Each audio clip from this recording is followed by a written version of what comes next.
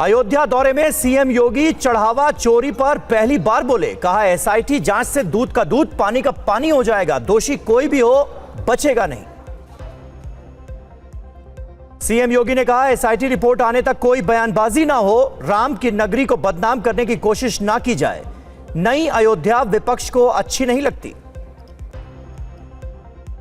अयोध्या दौरे में सीएम योगी ने कामाख्या मंदिर में की पूजा, 378 करोड़ से ज्यादा की 126 विकास परियोजनाओं का लोकार्पण और शिलान्यास किया। चढ़ावा चोरी के आरोपों पर मंदिर निर्माण समिति के अध्यक्ष नृपेंद्र मिश्रा टीवी9 से बोले, सबसे पहले शौचालय के बाहर मिले थे नोट, निगरानी व्यवस्था लचर, लेकिन चंपत राय निष्कलंक है। अखिलेश यादव ने चढ़ावा चोरी पर एसआईटी की जांच पर तंज कसा। सोशल मीडिया पोस्ट में लिखा, एक एसआईटी किसी की रिकॉर्ड तोड़ अयोध्या यात्रा की पड़ताल के लिए भी बने। यूपी के डिप्टी सीएम केशव प्रसाद मौर्य ने अखिलेश यादव के चढ़ावा चोरी को लेकर लगाए गए आरोपों को खारिज किया। कहा अयोध्या करोड़ों हिंदुओं की आस्था से जुड़ी, चंपत राय का भी बचाव किया।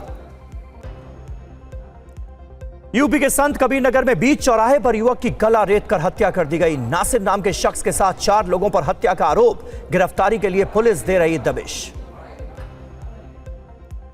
युवक की हत्या के बाद संत कबीर नगर में तनाव, बड़ी संख्या में पुलिस बल तैनात। गुस्साए लोगों ने कई बाइक्स में आग लगाई, फरार अभियुक्तों के एनकाउंटर की मांग। यूपी के बदायूं में Ganga expressway double decker bus यहां पर पलट गई, 24 से ज्यादा यात्री घायल हैं। बस वाराणसी से दिल्ली जा रही थी, ड्राइवर को नींद आने की वजह से यह बड़ा हादसा हो गया।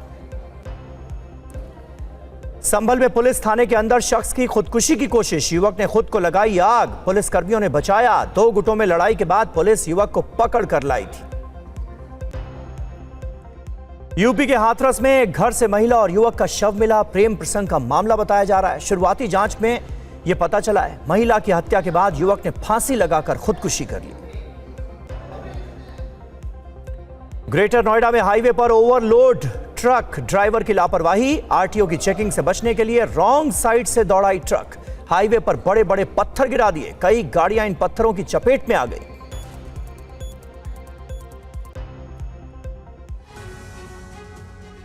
और चढ़ावा चोरी विवाद के बीच ही सीएम योगी आदित्यनाथ का पहला बयान। इस वक्त की बड़ी खबर आपको बता दें, एसआईटी जांच से दूध का दूध और पानी का पानी हो जाएगा। सीएम योगी की तरफ से यह कहा गया, अयोध्या धाम को बदनाम ना करें, दोषी कोई भी हो बचेगा नहीं। 15 दिन का इंतजार करिए, सब साफ हो जाएगा। ये इस वक्त पहली बड़ी खबर आपको बता रहे हैं, जहां चढ़ावा चोरी के मामले पर ही सीएम योगी आदित्यनाथ का ये बयान सामने आया है। और सीएम योगी आदित्यनाथ ने ये साफ कर दिया है कि एसआईटी जांच से दूध का दूध और पानी का पानी हो जाएगा, अयोध्या धाम को बदनाम ना करे।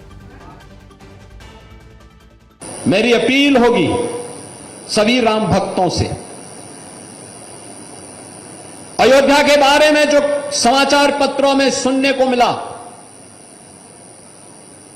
हम लोगों ने ट्रस्ट के अनुरोध पर एसआईटी जांच बिठाई है। और मैं उन्हें इस बात के लिए कह सकता हूं कि एसआईटी जांच दूध का दूध और पानी का पानी करके रहेगी, उसमें कोई संदेह नहीं।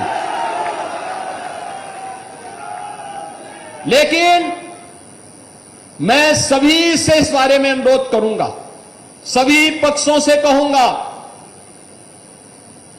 कि कोई भी ऐसी अनर्गल टिप्पणी और बातें न हो जो राम भक्तों की भावनाओं को आहत करती हो, राम भक्तों की भावनाओं को आहत करती हो। अगर किसी के पास कोई डॉक्यूमेंट्री प्रूफ है, वे कृपया एसआईटी को उपलब्ध करवा दें, एसआईटी को दे दें, एसआईटी जांच करके देगी। और राम भक्तों से भी मैं कहना चाहूंगा,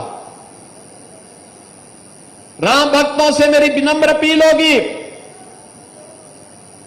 प्रभु राम ने हमें मर्यादा का पाठ पढ़ाया है, मर्यादित रहने का आचरण दिया है। हम उस मर्यादा का पालन करते हुए हमने 500 वर्षों तक, हम लोगों के पूर्वजों ने 500 वर्षों तक प्रभु राम के स्थान को लेने के लिए संघर्ष किया है। 500 वर्षों तक मर्यादित रहते हुए हमने संघर्ष किया है। 15 दिन और देख लें, इंतजार कर लो, चिंता मत करो। लेकिन हम अयोध्या को बदनाम करने वाले, राम जन्मभूमि मंदिर को अपमानित करने वाले लोगों के बहकावे में कतई ना आए। और योगी आदित्यनाथ के अयोध्या दौरे से पहले अखिलेश यादव का तंज, किसी की रिकॉर्ड तोड़ अयोध्या यात्राओं की जांच होनी चाहिए। अखिलेश यादव की तरफ से कहा गया है रिकॉर्ड अयोध्या यात्राओं की पड़ताल के लिए भी एसआईटी बने। अखिलेश यादव की तरफ से ये देखिए पोस्ट किया गया एक्स पर, और इसमें यह कहा गया कि एक एसआईटी किसी की रिकॉर्ड तोड़ अयोध्या यात्राओं की पड़ताल के लिए भी बननी चाहिए।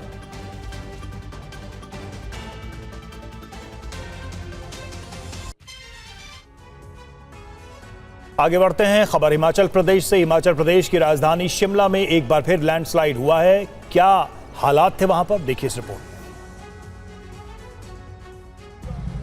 दरकते पहाड़, उठता धुएं का गुबार, सड़क पर मलबा, आफत में जाम।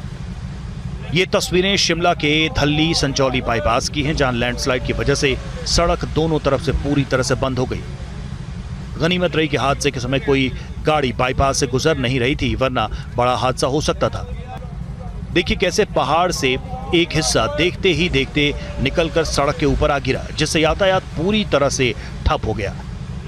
हादसे की जानकारी मिलते ही प्रशासन और लोक निर्माण विभाग की टीम मौके पर पहुंची।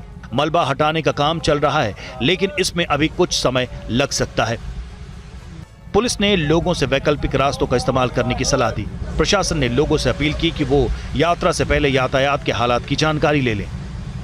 शिमला में लैंडस्लाइड की घटनाएं मॉनसून के दौरान आम हैं, लेकिन इस बार धल्ली संजौली जैसे महत्वपूर्ण बाईपास पर मॉनसून से पहले ही लैंडस्लाइड ने यातायात व्यवस्था को बुरी तरह से प्रभावित किया है।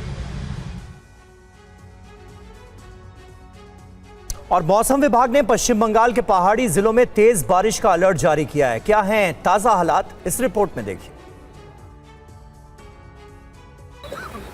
उत्तर बंगाल में लगातार हो रही भारी बारिश ने एक बार फिर तबाही मचा दी। बालसन नदी में उफान की वजह से दुधिया का अस्थायी पुल बह गया। लगातार तेज बारिश से नदी का तेज बहाव इतना बढ़ गया कि पुल ढह गया और स्लैब पानी के साथ बह गए। इस पुल के ढहने से सिलीगुड़ी मिरिक मार्ग पर यातायात पूरी तरह से बाधित हो गया है। स्थानीय लोग लंबे रास्ते से जाने को मजबूर हो गए हैं, जिसकी वजह से यात्रा का समय और खर्च दोनों बढ़ गए हैं।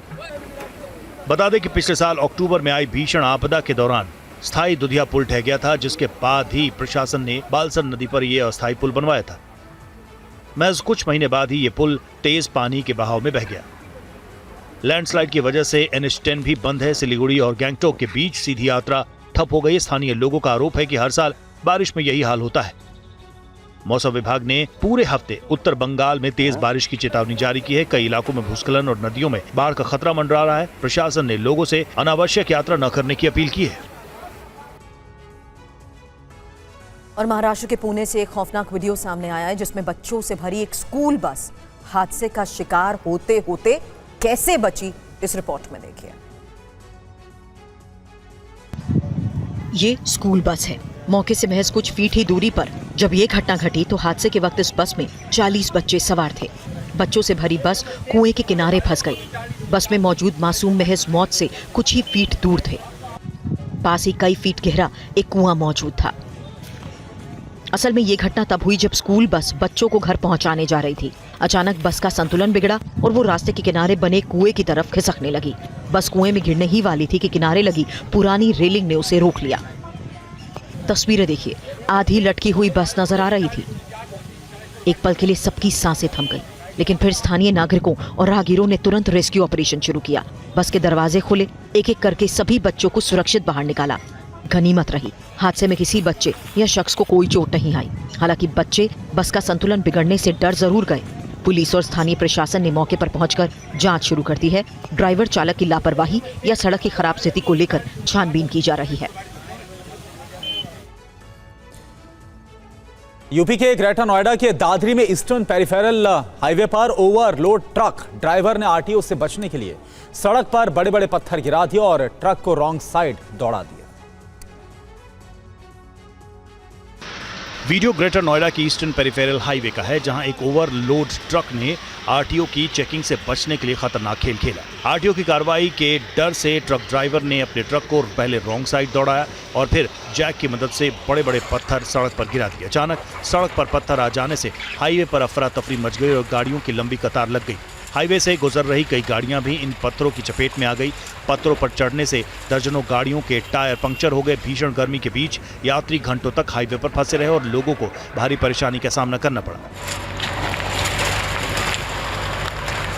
पुलिस अब सड़क पर पत्थर गिराने वाले ट्रक ड्राइवर की पहचान कर आगे की कार्रवाई में जुट गई है। घटना का वीडियो सोशल मीडिया पर वायरल है, जिसमें आरटीओ कर्मचारी ट्रक को रोकने का प्रयास करते दिखाई दे रहे हैं। स्थानीय लोगों का कहना है कि हरियाणा की ओर से बड़ी संख्या में ओवरलोड ट्रक रोजाना ग्रेटर नोएडा की तरफ आते जाते हैं, जिससे सड़क सुरक्षा पर लगातार सवाल उठ रहे हैं।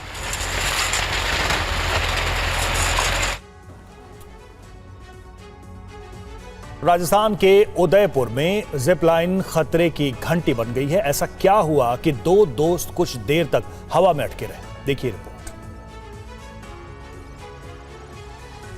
जमीन से 70 फीट ऊपर खौफनाक मंजर, हवा में लटके दो युवक।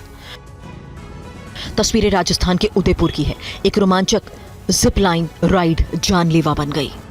तेज हवा, बारिश के बीच दो दोस्तों की जिंदगी बाल बाल बची। मात्र 2.5 से 3 मिनट में रेस्क्यू टीम ने उनकी जान बचाई। घटना का वीडियो सोशल मीडिया पर वायरल होने के बाद पूरा मामला सामने आया। असल में गुजरात से उदयपुर घूमने आए 4 युवक जिपलाइन पर मस्ती करने पहुंचे थे, जिसमें चारों दोस्त दो के ग्रुप में जिपलाइन पर सवार हुए। लेकिन जैसे ही एक ग्रुप बीच में पहुंचा, अचानक तेज हवा चलने लगी और हवा के झोंकों से दो दोस्त जिपलाइन पर फंस गए। बचाने की गुहार लगाने लगे।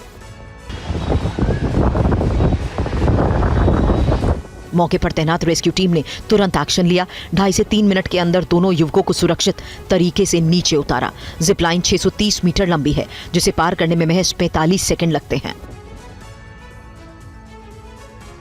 और अमरनाथ यात्रा शुरू होने में अब बस कुछ ही दिन बाकी हैं। यात्रा 3 जुलाई से शुरू होने वाली है और सुरक्षा एजेंसियां पूरी तरह से अलर्ट मोड पर हैं। यात्रा को लेकर तैयारियां कैसी हैं, इस रिपोर्ट में देखिए। जम्मू रेलवे स्टेशन पर राष्ट्रीय सुरक्षा गार्ड यानी एनएसजी और जम्मू कश्मीर पुलिस ने संयुक्त मॉक ड्रिल की। ड्रिल का मकसद है हर हालात में यात्रियों की सुरक्षा। अगर आतंकवादी किसी ट्रेन या रेलवे स्टेशन को निशाना बनाकर हमला करते हैं तो सुरक्षा बल कितनी तेजी से और किस तरीके से जवाबी कार्रवाई करेंगे, इन तस्वीरों में देखिए। ड्रिल के दौरान बहुसुरक्षीय घेरा तैयार किया गया, जिसमें आतंकियों से निपटने की सुरक्षा बलों की तैयारी को दिखाया गया। पूरी ड्रिल में K9 स्क्वाड यानी प्रशिक्षित कुत्तों की टीम और रोबोट मशीन्स का भी इस्तेमाल किया गया। इस बार अमरनाथ यात्रा को लेकर कड़े सुरक्षा इंतजाम किए जा रहे हैं। यात्रा रूट, बेस कैंप और संवेदनशील इलाकों में बहुस्तरीय सुरक्षा घेरा तैयार किया गया। करीब 670 अर्धसैनिक बलों की कंपनियां जम्मू कश्मीर में तैनात की गई, ताकि अमरनाथ यात्रा को सुरक्षित बनाया जा सके। और जम्मू में अमरनाथ यात्रा को लेकर की जा रही मॉक ड्रिल पर ही देखिए हमारे सहयोगी रमन सैनी की ये स्पेशल रिपोर्ट। 3 जुलाई से शुरू होने वाली बाबा अमरनाथ जी की यात्रा को लेकर जम्मू और कश्मीर का चप्पा चप्पा खंगाला जा रहा है। मेरी मौजूदगी इस समय जम्मू रेलवे स्टेशन पर है। ये वो इलाका है जहां पर यात्री सबसे पहले आकर ट्रेन से उतरकर जम्मू के अंदर दाखिल होंगे और यहां से फिर वो आगे रवाना होंगे बेस कैंप्स के लिए, यात्री बेस कैंप पर। उससे पहले जम्मू रेलवे स्टेशन को किस तरीके से खंगाला जा रहा है, एनएसजी की टीम और एसओजी की एक कंबाइंड सर्च ऑपरेशन जो है वो रेलवे स्टेशन पर शुरू किया गया है। और यहाँ पर आप देख सकते हैं बाकायदा अत्याधुनिक हथियारों के साथ हेडगियर और साथ साथ में K9 स्क्वाड यानी कि डॉग स्क्वाड जो इन एनएसजी के जवानों का है वो साथ में मौजूद है। और लगातार एक बड़ी प्रक्रिया के तहत यहाँ पर ये मॉक ड्रिल जो है चलाई जा रही है, ताकि ये सुनिश्चित किया जा सके कि यहाँ पर जब श्रद्धालु लाखों की संख्या में बाबा बर्फानी के दर्शन करने के लिए पहुँचेंगे तो उन पर किसी तरीके का कोई खतरा नहीं होगा। अगर कहीं कोई खतरा होता है तो किस तरीके से उस खतरे से निपटा जाएगा वो इन तस्वीरों के माध्यम से आप स्पष्ट अंदाजा लगा सकते हैं, क्योंकि ये है वो एनएसजी के खास जवान जिनको पूरी तरीके से अत्याधुनिक हथियार भी दिए गए हैं। और राजस्थान के भीलवाड़ा में 21 जून को होने वाले नीट री एग्जाम से पहले पुलिस ने फर्जी पेपर बेचने वाले एक युवक को पकड़ा। VPN के जरिए अभियुक्त प्रॉक्सी टेलीग्राम भी चला रहा था। पुलिस की गिरफ्त में खड़े शख्स पर रीनीट का फर्जी पेपर ऑनलाइन बेचने का आरोप है। इसे राजस्थान के भीलवाड़ा के प्रतापनगर थाना क्षेत्र से पकड़ा गया है। ये सोशल मीडिया प्लेटफॉर्म पर रीनीट का फर्जी पेपर ऑनलाइन बेच रहा था और वीपीएन के जरिए प्रॉक्सी टेलीग्राम भी चला रहा था। पुलिस ने गुप्त सूचना के आधार पर यह कार्रवाई की है। पुलिस की पोर्टल पर सूचना मिली थी कुछ असामाजिक तत्व युवाओं को गुमराह करने के लिए रीनीट का फर्जी पेपर तैयार कर चुके हैं, जो सोशल मीडिया के जरिए युवाओं को भेजा जा रहा है। प्रारंभिक जांच में यह सामने आया कि अभियुक्त अभ्यर्थियों को यह विश्वास दिलाता था कि उसके पास नीट और रीनीट परीक्षा के असली प्रश्न पत्र हैं। इसके बदले वो प्रति पेपर 4,000 रुपए वसूलता था। भुगतान के लिए वो अपना QR कोड भेजकर राशि सीधे अकाउंट में जमा करवाता था। अभियुक्त जिनके संपर्क में था, पुलिस अब उनकी तलाश कर रही है। 21 जून को देश भर में नीट परीक्षा होनी है। इसे लेकर प्रशासन को पूरी तरह से अलर्ट रहने का निर्देश दिया गया है। 60वें स्थापना दिवस के मौके पर शिवसेना के उद्धव और शिंदे गुट अपना शक्ति प्रदर्शन कर रहे हैं। उद्धव गुट ने आज होर्डिंग्स के जरिए फिर शिंदे गुट पर तंज कसा, जिससे सियासी माहौल गर्मा गया है। शिवसेना के स्थापना दिवस पर महाराष्ट्र की राजनीति में जश्न से ज्यादा सियासी घमासान दिख रहा है। एक तरफ पार्टी अपने 60 साल पूरे होने का उत्सव मना रही है, वहीं दूसरी तरफ पोस्टर वॉर, बाकी सांसद और शक्ति प्रदर्शन ने माहौल को गर्म कर दिया है। मुंबई में एक बार फिर दोनों गुटों में पोस्टर वॉर छिड़ गई है। शिवसेना उद्धव ठाकरे गुट ने मुंबई के कई इलाकों में पोस्टर लगाकर सीधे तौर पर शिंदे गुट को निशाने पर लिया। इन पोस्टर्स पर लिखा है, गद्दार बदले, चेहरे बदले, लेकिन विचारधारा नहीं बदली। 60 साल के भरोसे का हवाला देते हुए शिंदे गुट के विद्रोह को धोखे का तूफान करार दिया गया। दूसरी होर्डिंग पर लिखा गया है कि हम जले, हमने संघर्ष किया और फिर खड़े हो गए। विश्वासघात की राख से फिर उठ खड़े होने का संकल्प है। यही शिवसेना का इतिहास से अग्निपथ पर 60 वर्षों की यात्रा है। हालात को देखते हुए मुंबई पुलिस भी अलर्ट मोड पर है। दोनों गुटों के कार्यकर्ताओं के बीच टकराव की आशंका को देखते हुए संवेदनशील इलाकों में सुरक्षा बढ़ा दी गई है।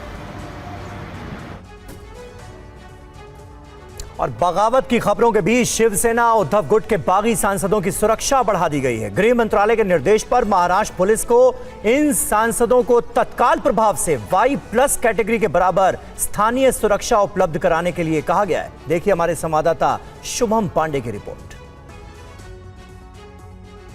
उद्धव ठाकरे गुट के सांसद संजय दीना पाटिल के घर के बाहर इस वक्त सुरक्षा बढ़ा दी गई है। फिलहाल तमाम जो 6 बागी सांसदों के नाम चल रहे हैं, उनके घर पर वाई सिक्योरिटी जो है बढ़ा दी गई। इस वक्त देखिए मुंबई के भांडुप इलाके में संजय दीना पाटिल का घर है और पुलिस बंदोबस्त इस वक्त बढ़ते हुए दिखाई दे रहा है। एक तरफ जहां उद्धव ठाकरे के तमाम जो सांसद है, आज दिल्ली में जिस तरह से पार्लियामेंट हाउस में मीटिंग बुलाई गई थी, उसमें भी अनुपस्थित है, जिसके बाद अब ये कयास लगाए जा रहे हैं कि कुछ ही घंटे बाद जब शिवसेना का स्थापना दिवस जो मनाया जाएगा तो देखना होगा कि संजय दीना पाटिल जो फिलहाल इस यहाँ से सांसद हैं मुंबई से, वो आखिर किस मंच पर जाकर खड़े होंगे। बहरहाल कई सारे बातें इस वक्त चलती हुई दिखाई दे रही है, क्योंकि जिस तरीके से संजय दीना पाटिल एक ऐसा चेहरा थे जो 2024 में उद्धव ठाकरे ने टिकट दिया था, यहाँ से वो सांसद चुनकर जो है दिल्ली गए थे, लेकिन अब 2026 में 2 साल बाद 2022 की कहानी रिपीट होती हुई दिखाई दे रही है, क्योंकि 6 ऐसे सांसद जो उद्धव ठाकरे का साथ छोड़कर एकनाथ शिंदे गुट का थामन जो है वो थामने जा रहे हैं।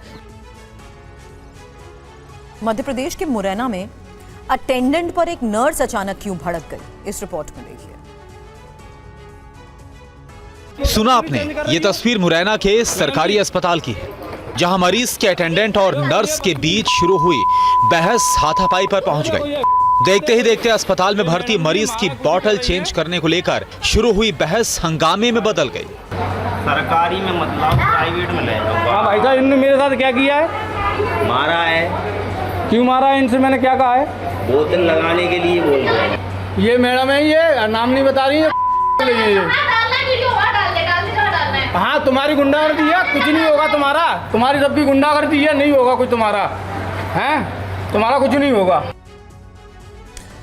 महाराष्ट्र के मुंबई में सेहत के साथ खिलवाड़ करने वालों का पर्दाफाश किया गया। FDA की छापेमारी के दौरान बड़ी मात्रा में नकली मिठाइयां और मावा जब्त किया गया। देखिए आप। ये मुंबई में उस जगह की तस्वीर है जहां इस तरह बड़ी मात्रा में मिलावटी मिठाई और मेवा रखा गया है। यहां महाराष्ट्र खाद्य एवं औषधि प्रशासन ने छापेमारी को अंजाम दिया, जिसके बाद 1300 किलो से ज्यादा नकली मिठाइयां और मावा जब्त हुआ, जिसकी कीमत 3,60,000 रुपए के करीब है।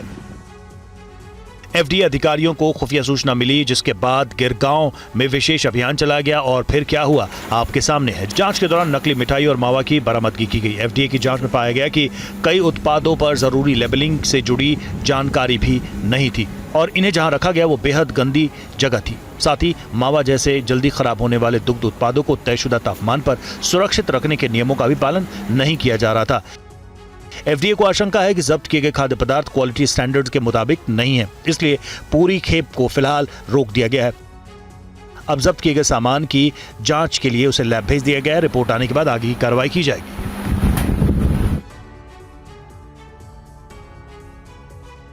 और महाराष्ट्र के भिवंडी में एक चौंकाने वाला मामला सामने आया है, जहां पिज्जा और शोरमा खाने पर कई लोगों की तबीयत अचानक बिगड़ गई। तस्वीरों में नजर आ रहे इन सभी लोगों ने एक दुकान से पिज्जा और शोरमा खाया। फिर क्या हुआ आपके सामने है। फूड पॉइजनिंग की शिकायत के बाद इन्हें अस्पताल में भर्ती होना पड़ गया।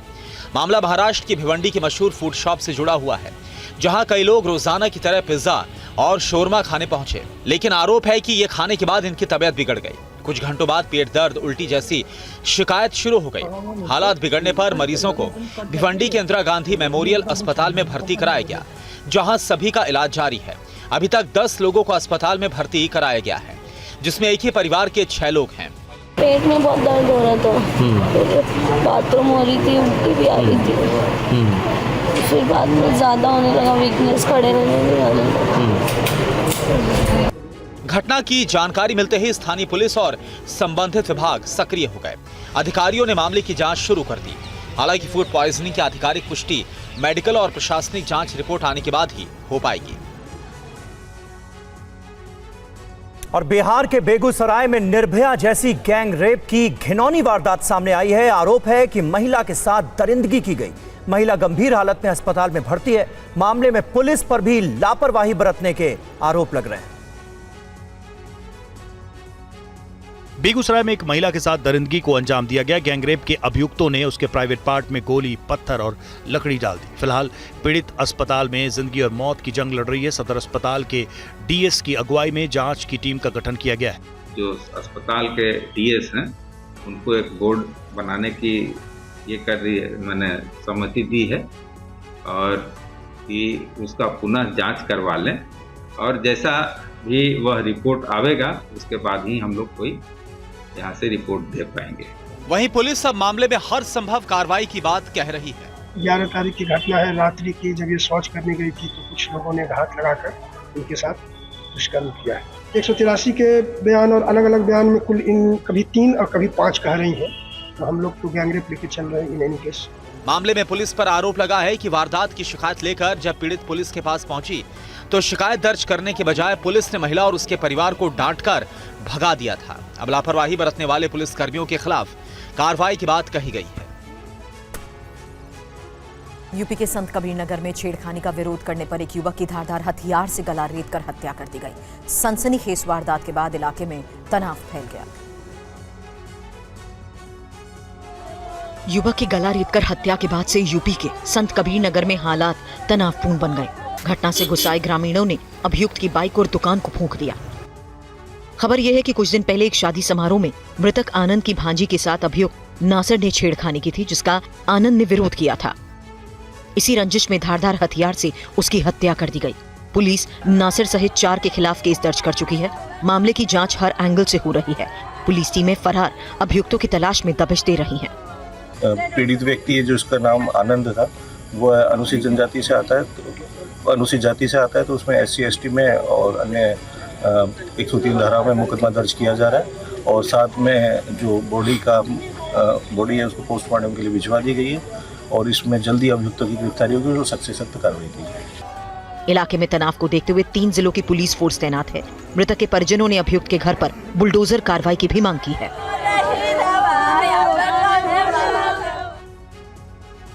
यूपी के बहराइच से खबर आ रही है। सैयद सालार गाजी के ट्रस्ट में चंदा चोरी का आरोप लगा है। बीजेपी अल्पसंख्यक मोर्चा के प्रदेश अध्यक्ष ने सीएम योगी आदित्यनाथ को इस बाबत चिट्ठी लिखी है। सीएम योगी से SIT जांच कराने की मांग की गई है। 20 सालों में करोड़ों रुपए की चंदा चोरी हुई है, ये कहा गया है। SIT जांच की मांग अब की गई है मुख्यमंत्री से। उत्तर प्रदेश का सबसे बड़ा वक्फ है जिसमें करोड़ों की संपत्ति है, कॉलेज हैं, स्कूल्स हैं और लगभग 50-60 बीघे के अंदर दरगाह है, जिस पर समाजवादी पार्टी के पूर्व मंत्री वकार साहब, यासिर साहब, उनकी जो विधायिका पत्नी है मारिया साहब, इन लोगों के लोग और ये लोग खुद कमेटियों में हैं। लगभग 20 साल से वहां बड़ी तादाद में करप्शन है। लगभग 14 करोड़ इनकम एक साल में उन्होंने दिखाई है, लेकिन जो लोगों से मालूम हुआ, लगातार उसकी जानकारी हुई, तथ्य निकल करके आए और लगातार शिकायतें हुई, तो उसमें 20 साल के अंदर हजारों करोड़ का घोटाला हुआ है, जिसमें समाजवादी पार्टी के कुछ पदाधिकारी, कार्यकर्ता और कमेटी के लोग शामिल हैं। मैं अखिलेश यादव जी से कहना चाहता हूं कि बहराइच की दरगाह का भी एक बार पता करें, उस मुद्दे को भी उठाएं, उसकी भी जांच कराएं, उसकी भी एसआईटी कराएं। और पंकज चतुर्वेदी हमारे साथ जुड़े और ज्यादा जानकारी के साथ। पंकज, सलार गाजी ट्रस्ट में यह आरोप लगाया जा रहा है कि 20 सालों में करोड़ों की चंदा चोरी हुई है और एक बकायदा जो खत है वो मुख्यमंत्री को लिखा गया है। क्या मांग की गई है, क्या जानकारी सामने आ रही है? देखिए, इस पूरे मामले की जांच की मांग की है ये अल्पसंख्यक मोर्चा के बीजेपी के प्रदेश अध्यक्ष हैं कुंवर बासित अली ने। साथ ही समाजवादी पार्टी के राष्ट्रीय अध्यक्ष अखिलेश यादव से भी कहा है कि इस मुद्दे को हटाए। दरअसल अखिलेश यादव ने अयोध्या राम मंदिर में जो चंदा चोरी की बात सामने आ रही है उस मुद्दे को सबसे पहले उठाया था। उसके बाद अखिलेश यादव के आरोप बीजेपी अल्पसंख्यक मोर्चे की तरफ से लगाया गया है और ये कहा गया है कि जो लोकल यूनिट है, जो वकार शाह के बेटे हैं यासिर शाह या उनकी जो पत्नी है विधायक, उन पे आरोप लगाया गया और कहा है इस मुद्दे को उठाएं, यहाँ 20 साल से करोड़ों की चोरी की गई है। दरअसल जब अयोध्या मंदिर मुद्दे का जब अखिलेश यादव ने मुद्दा उठाया था, उसके बाद यूपी की डिप्टी सीएम ब्रजेश पाठक ने भी बाबरी मस्जिद चंदे का जिक्र किया था कि समाजवादी पार्टी ने वसूला था, उसका भी हिसाब देना चाहिए। अब अल्पसंख्यक मोर्चे की तरफ से जो बहराइच में है सैयद सलार गाजी की जो दरगाह है, ट्रस्ट बना करके वहां पे चंदे का आरोप लगाया कि समाजवादी पार्टी ने चंदे चोरी किया है। यानी अयोध्या के बाद अब बीजेपी जो है समाजवादी पार्टी पे हमलावर है कि इस पे समाजवादी पार्टी के नेताओं ने चंदा चोरी की है और इसकी जांच के लिए सीएम योगी को पत्र लिखा है। जी, बहुत बहुत शुक्रिया आपका इस पूरी जानकारी के लिए।